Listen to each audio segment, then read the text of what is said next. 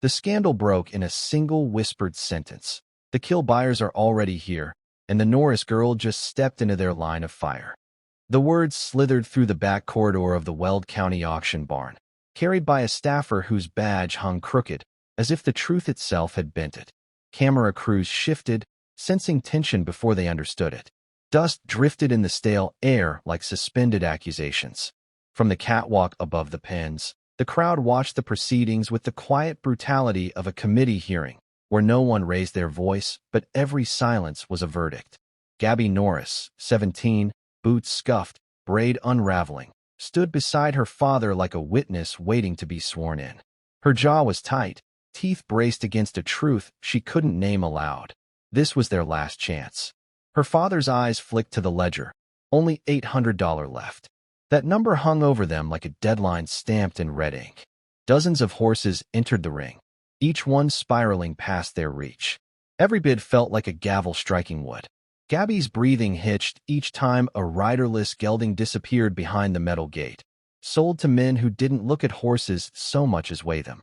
Then the patchy-colored gelding appeared, small, uneven, a misfit standing at attention as if expecting judgment. The observers smirked.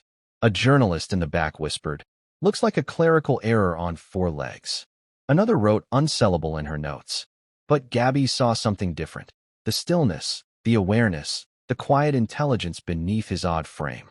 She stepped forward, her heartbeat loud enough to echo. The auctioneer opened the floor. Silence. Then the cold, unmistakable bid from the kill buyer's corner. Gabby reacted before thought could interfere. "I'll take him." 60. A murmur rippled. Disbelief, irritation, something darker twisting in the air. Her father turned sharply toward her, eyes narrowed, voice trapped in his throat. The moment the gavel fell, the atmosphere inside the auction barn shifted, not loudly, not visibly, but with the quiet, institutional snap of a rule being broken in real time. Kill buyer Hank Darden didn't move at first. He simply tilted his head, studying Gabby like a senator evaluating a witness who'd suddenly stopped playing by the unspoken script. The fluorescent lights carved hard angles across his face. Behind him, 2 of his men paused mid-step, waiting for his cue. Gabby felt their eyes, felt the weight of 100 others layered on top of it. Reporters, ranchers, auction officials, regulators pretending not to hear things they were paid not to hear. Her hands shook. She balled them into fists. Her father finally found his voice. "What the hell did you just do, Gabby?" She didn't answer. Couldn't. Her chest felt tight, like the words were caught behind a locked door. She just kept staring at the gelding, now hers, as he was moved into the holding alley. His odd little head bobbed once, as if acknowledging her. A staffer approached with the bill. Her father signed with a trembling hand. Across the barn, Darden stepped forward, boots echoing with institutional authority. His presence alone pulled a hush through the crowd, the kind that fills a congressional chamber right before an explosive line of questioning. "You underbid me, sweetheart." His tone was casual. Too casual. "You know what that means." Gabby lifted her chin. "I bought a horse." "No," Darden said softly, almost kindly. "You interfered." The words landed like a veiled subpoena, a threat wrapped in bureaucratic politeness. Her father stepped between them. "She made a legal bid." Darden smirked. "Legal doesn't always mean smart." He took one step closer. "Or safe." That silenced even the auctioneer. Reporters perked up. Cameras adjusted. The air grew taut, documentary style, the world narrowing to expressions, body language, and a single escalation point. The holding alleys behind the auction ring were colder, dimmer, and quieter, the kind of institutional quiet that wasn't peace but suppression. Metal gates clanged in the distance.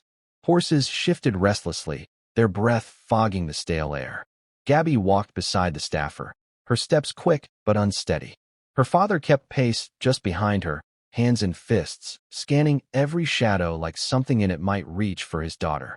The patchy-colored gelding stood alone in a narrow pen, head low, ears flicking toward every sound like he'd trained himself to anticipate trouble before it arrived.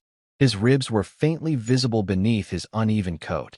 His tail was a little too short, crudely cut, signs of where he'd almost gone. When he saw her, he didn't move. He watched. Horses didn't stare like that unless they were waiting to understand the terms of their future. Gabby stepped closer to the gate and placed her palm against the metal. Her voice trembled. "Hey, buddy." The gelding took one slow step toward her, then another, each footfall deliberate, like he was entering a negotiation. Her father exhaled shakily. "Lord help us, you really did this." Before Gabby could answer, boots scraped behind them. Auction manager Trudy Halvorsen approached, clipboard pressed to her chest like a protective shield. She was the type who never spoke loudly, but whose words always felt like policy statements. "Gabby, your father needs to sign one more document. Standard transfer of liability." Her gaze flicked to the horse. "And you need to get him off the premises within the hour." Gabby frowned. "Why the rush?" Trudy hesitated. A bureaucratic pause, the kind that contains things unsaid but deeply known. "Because Darden's already filed a challenge," she said quietly. "He claims the horse was mislisted as open bid. He wants a reauction." Her father's voice cut in, low, sharp. "That's not legal." Trudy's jaw clenched. "Neither is half of what goes on here."